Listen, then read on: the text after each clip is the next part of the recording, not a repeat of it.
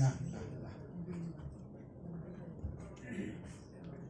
માન્ય શ્રી ગિરિમાબેનને વિનંતી કે મંચ ઉપર આવે. હવે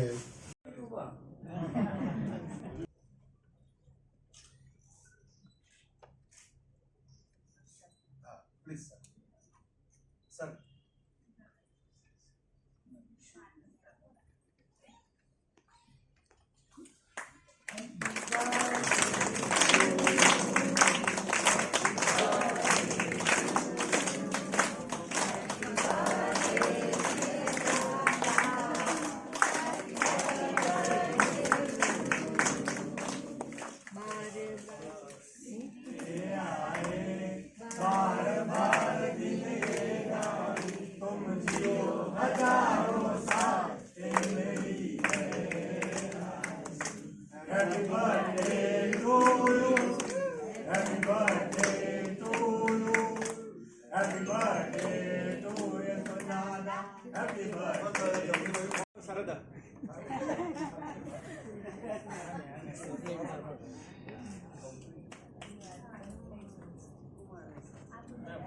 વૈદ્યની દવા જોઈએ તો કેકમાં ચાલે.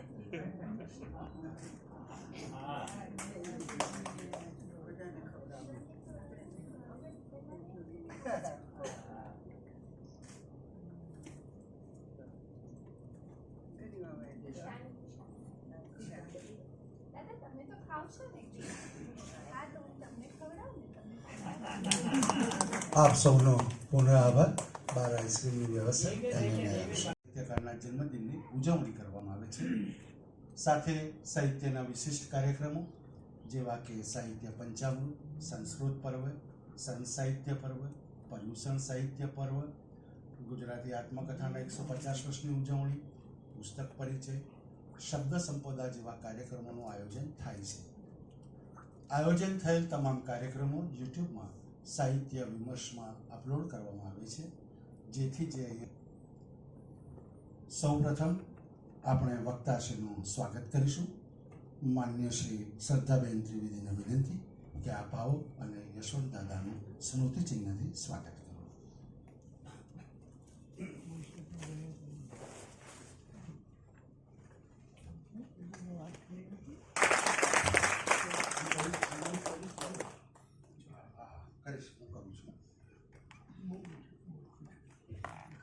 માન્ય શ્રી ગિરિમાબેન ગારેખાને વિનંતી આપ આવો અને યશવંત દાદાનું સાહિત્ય હોય તો બોલવાની તો બધાને છે જ શુભેચ્છા. આખું વર્ષ કાર્યક્રમ ચાલે.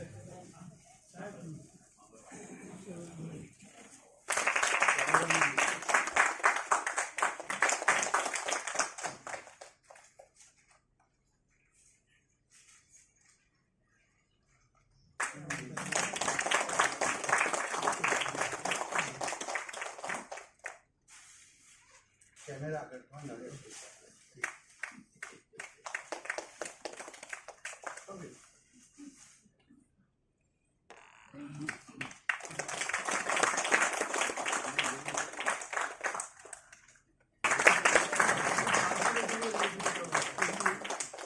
મને કાર્ટૂન સીએસન મહેતાએ બનાવ્યો છે એટલા માટે ખાસ નાનકડી પંક્તિ પણ મેં લખી છે એ તમારી સામે વાંચીને સંભળાવું છું કે ખભે રૂમાલ મૂછો ફાંકડી, કલમ તો જાણે સોનાની જડેલી, પાને પાલે શબ્દો સરે, પુસ્તકોનો તો મેળો ભરે, યશ કથાનો જોડો ન જડે.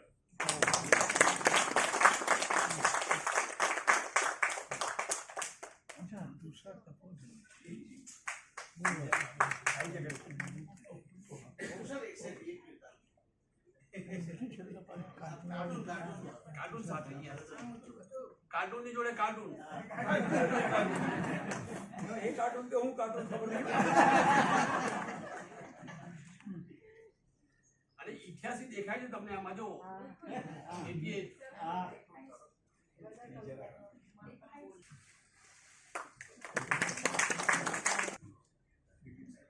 પોતાના જીવન કવન વિશે 90 મિનિટ વક્તવ્ય આપશે.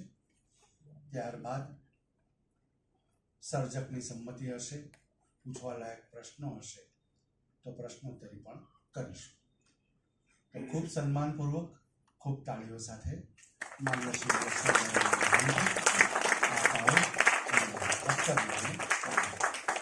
સ્વાગત.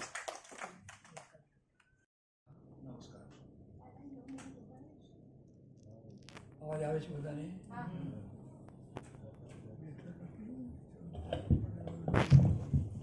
હોમ કોમ્યુનિકેશન એક વિશ્વનું જેને મહાભારત કહેવાય એવું કામ શરૂ કર્યું છે, જેમણે સમાજને માટે, સાહિત્યને માટે, કળાઓને માટે કંઈક પ્રદાન કર્યું હોય એવા સૌને અહીંયા બોલાવી અને એમની પોતાની કથા એમના પોતાના મુખે કહેવડાવવાનો જે આખો અનોખો પ્રયોગ કર્યો છે એ પ્રયોગ બદલ ભાઈને અભિનંદન. અને એ પ્રયોગમાં મને સામેલ કરવા માટે એમનો મનીષભાઈનો ખૂબ ખૂબ આભાર. અને સામાન્ય રીતે તો બાળ સાહિત્યકાર તરીકે ઓળખાતા એક નાચીઝ માણસને સાંભળવા માટે આપ સૌ પધાર્યા, એ માટે આપ સૌનો પણ આભાર. અમે આમ તો બાળ સાહિત્ય ઉપરાંત મેં ઘણા કામ કર્યા છે. બાળ સાહિત્યમાં અમે એક નવો પ્રયોગ પણ શરૂ કર્યો છે. જૂની વાર્તા હોય, બાળ વાર્તા, એને કંઈ નવો ઘાટ આપવો, નવું સ્વરૂપ આપવું. દાખલા તરીકે પેલો જે કાંકડો તરસ્યો છે એ કૂજામાં કાંકરા નાખી અને પાણી પીએ, આટલી બધી લાંબી એને મહેનત કરવી પડે. એટલે નવી વાર્તા અમે એવી બનાવીએ છીએ કે કોઈ શરબતની લારી પરથી એક સ્ટ્રો લાવી અને પાણી પીએ. એવી જ એક વાર્તા 7 પૂંછડીયા ઉંદરની. 7 પૂંછડીયા ઉંદરને પોતાની 7 પૂંછડીઓને માટે બહુ તે પસ્તાવો થતો, લોકો એની મશ્કરી કરતા. એ જ વાર્તાને મેં પછી એવી રીતે ઘાટ આપ્યો કે એના શિક્ષકે એને કહ્યું કે બેટા, શા માટે ચિંતા કરે છે? શા માટે તારી જાતને હીન માને છે? દુનિયામાં કેટલા લોકો હોય કે જેમ 7 પૂંછડી હોય? આયુષ્ય મેં તો 7 પૂંછડીઓ છે. બાળ સાહિત્યકાર તરીકે તો ઓળખાય, પણ નવલકથાએ લખી, વિજ્ઞાને લખ્યું, રહસ્યકથા પણ લખી, પત્રકારત્વ પણ કર્યું અને સાહિત્યિક સંસ્થાઓની અંદર પણ બની શકે એટલો કંઈક પ્રદાન કરવા માટેની કોશિશ કરી. આજે 7 પૂંછડીઓ છે. એ પૂંછડીની વાત આપણે શરૂ કરીએ. પહેલાં તો એમણે મનીષભાઈ કહ્યું પ્રમાણે થોડી જીવનની વાત કરી દઉં. હું લખતર તાલુકો, જિલ્લો સુરનગર, એનું નાનકડું ગામ લીલાપુર, એમાં એક ખેડૂત પરિવારમાં જન્મ્યો છું.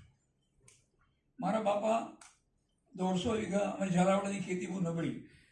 અહીંયા તમે ચરોતરમાં તો 10-15 વીઘા હોય તો તે પરિવારનો તમારે બરાબર તમે પાલન પોષણ કરી શકો.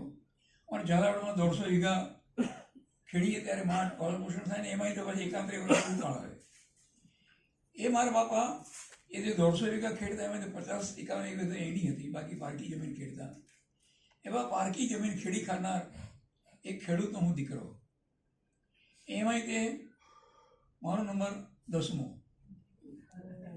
એટલે મોટી બહેનોને પરણાવવામાં, મોટા ભાઈઓને ભણાવવામાં મારા બાપા ખાસા તૂટી ગયેલા. એના જે તૂટી ગયેલો સમય એ મારો નાનપણનો સમય. પણ એવું તૂટેલું તે જે મારી માથે છત્ર હતું દોસ્તો, એ લગભગ 10.5 વર્ષની ઉંમરે હું ગુમાવી બેઠો. પણ એમની જે ભાવનાઓ હતી એ મને લાગે છે કે એ સમયે અજાગૃતિ, એમ કે કંઈ જાગૃતિ, વિચાર, ખ્યાલ હોય નહીં કે શું ચાલી રહ્યું છે, શા માટે ચાલી રહ્યું છે. પણ જે સંજોગો હોય એ મનની અંદર કંઈક સંસ્કારો રોકતા હશે. મારા બાપાને ખ્યાલ આવી ગયેલો કે ઝાલાવાડની આ ખેતીમાં લાંબી બરકત નથી. એટલે અમારા જે મોટા 2 ભાઈઓ એમને ભણાવવાને માટે એમણે તાલુકા મથકે રીતસર ઘર વસાવ્યું. પોતે એકલા રહી લીલાપુર ગામે ખેતીના કામ કર્યા અને ઘરના બધા કામ કર્યા. રસોઈથી અને વાસણો માંજવાથી માંડીને પાણી ભરવા, તળાવેથી પાણી ભરવાના હતા, કુવેથી પાણી સિંચીને લાવવાના હતા, બળદિયાના કામ કર્યા, એને છાણવા સીધા કર્યા કે જેથી ભાઈઓ અને અમે સૌ નાના ભાંદરો એ બધાને એમણે ત્યાં વસાવ્યા. એ દરમિયાનમાં ક્યારેક લીલાપુરે આવવાનું થાય, ક્યારેક ત્યાં રહેવાનું થાય લખતર. તો લીલાપુરમાં હું એકલો હોઉં, નાની બહેન હોય, બાપા હોય ને હું હોઉં. તો એકલો પછી નાનકડો મેળો હતો અમારો, ત્યાં મોટા ભાઈઓના પુસ્તકો પડ્યા હોય.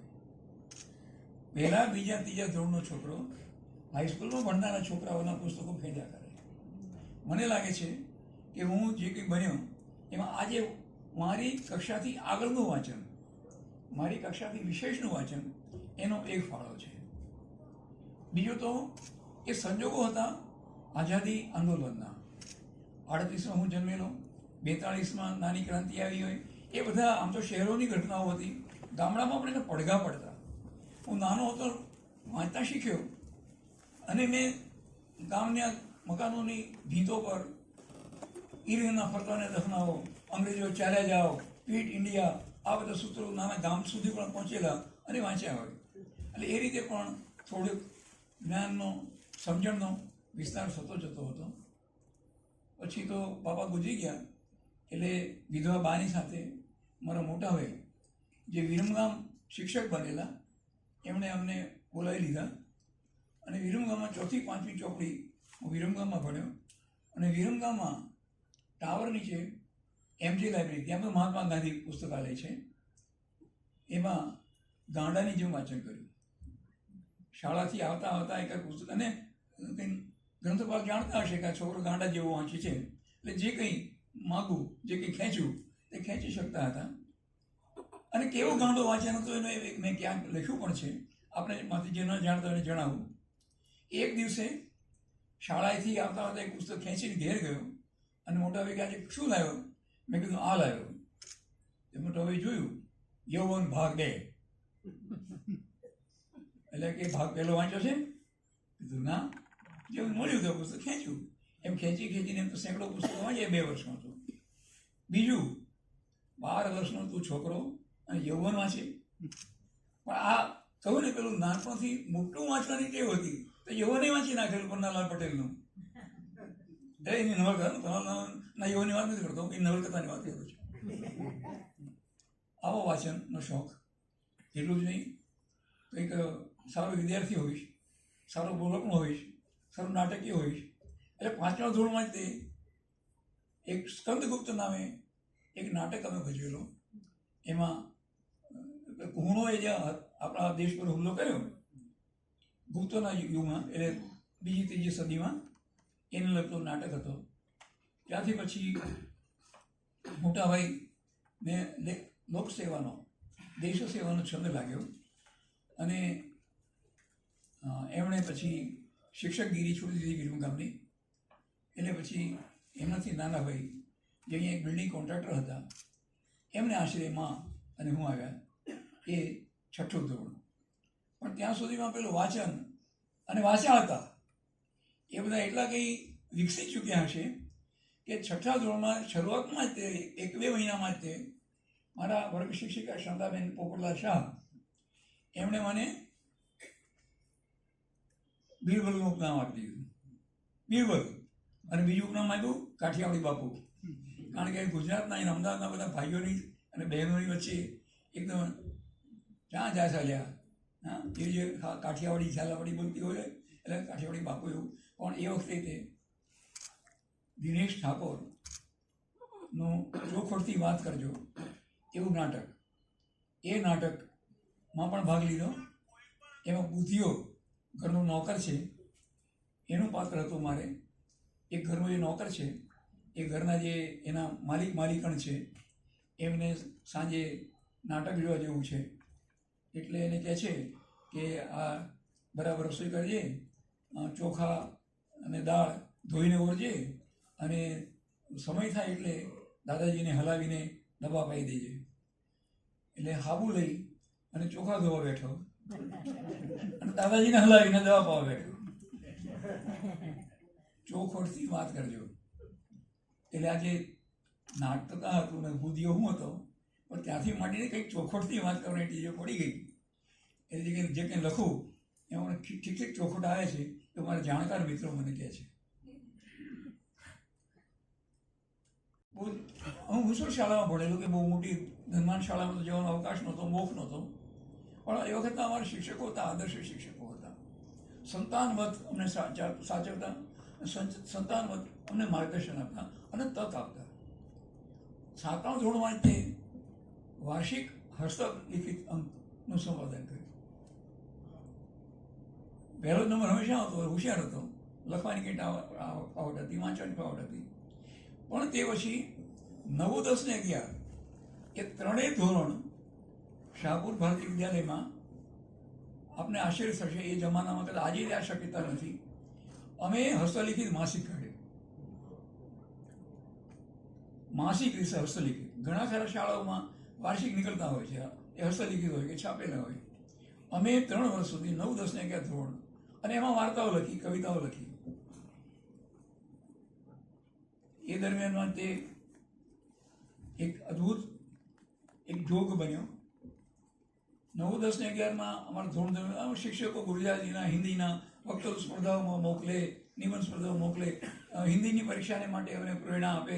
એટલે વિદ્યાપીઠની વિનીત સુધી પહોંચી ગયા. હાઈસ્કૂલમાં ભણતા વિનીત આમ તો કંઈ ગ્રેજ્યુએટ કક્ષાનું હિન્દી ગણાતું હતું, પણ હાઈસ્કૂલમાં ભણતા વિનીત પણ બની ગયા. અને એક નિર્ભયશંકર ત્રિવેદી નામે અમારા સંસ્કૃતના શિક્ષક હતા, મૂળ ગોંડલના. એમણે હેમંત દેસાઈ, જોરસિંહ પરમાર અને યશવંત, આ 3 જે વખતે વિદ્યાર્થીઓ હતા, એમને પોતાને ત્યાં બોલાવીને માર્ગદર્શન આપે, ચર્ચાઓ કરે, વાતો કરે. અને અમને ત્રણેયને કાલિદાસની એક કૃતિના ટ્રાન્સલેશન કરાયા. હાઈસ્કૂલનો વિદ્યાર્થી. આ જે યશવંત મહેતા તમે જોઈ રહ્યા છો ને, એના પાયામાં બધું છે. એને પરિણામે એક બહુ સિદ્ધિ પણ મળી. મેટ્રિકની પરીક્ષામાં એ વખતે તો 1957માં જ્યારે મેં મેટ્રિકની પરીક્ષા આપી ત્યારે મુંબઈ સ્ટેટ હતું, એમાં ગુજરાતી હતું, સૌરાષ્ટ્રી હતું, મહારાષ્ટ્ર હતું, થોડો કર્ણાટકનો ભાગ હતો. એ સમગ્ર મુંબઈ રાજ્યની અંદર સંસ્કૃતમાં સૌથી વધારે માર્ક આવ્યા. કારણ કે આ શિક્ષક, પણ આવા શિક્ષકો દ્વારા ઘડતર થયું અને આ સિદ્ધિ મળી. એ દરમિયાનમાં તે મેં કહ્યું ને કે જે માસિક હસ્તલિખિત કરતા હતા,